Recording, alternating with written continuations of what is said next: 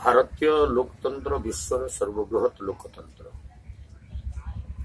गणतंत्र महान पर्व समस्तंकर पई एक आनंद अवसर।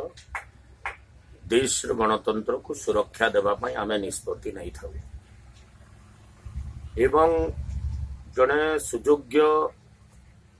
व्यक्तित्व अधिकारी यशस्वी विश्वर जननायक देशर मान मर्यादा देशर सुरक्षा संस्कृतिर सुरक्षा सभ्यतार सुरक्षा करने संगे संगे दिव्य भव्य राष्ट्र निर्माण पथरे देश को आगे नहीं जाउथुवा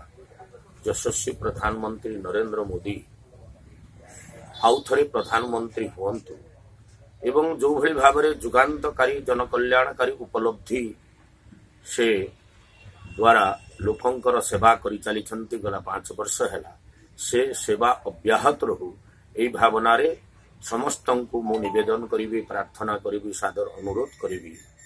जे भारतीय जनता पार्टी पद्मफल चिन्ह रे भोट दे आपणकर माननीय नरेंद्र मोदी को पुणी थे सरकार गठन करिवार सुजोग दियंतो एवं ओडिशा रे जो अथर्व पंगु अपारग राज्य सरकार अच्छी काकू बदलिबार आवश्यकता अच्छी ये परिवर्तन परिवेश रे समस्ते क्रांतिकारी परिवर्तन ओडिशा रे गोटे नूतन सरकार गठन करने भारतीय जनता पार्टी को आशीर्वाद दियंतु एवं संपूर्ण रूप से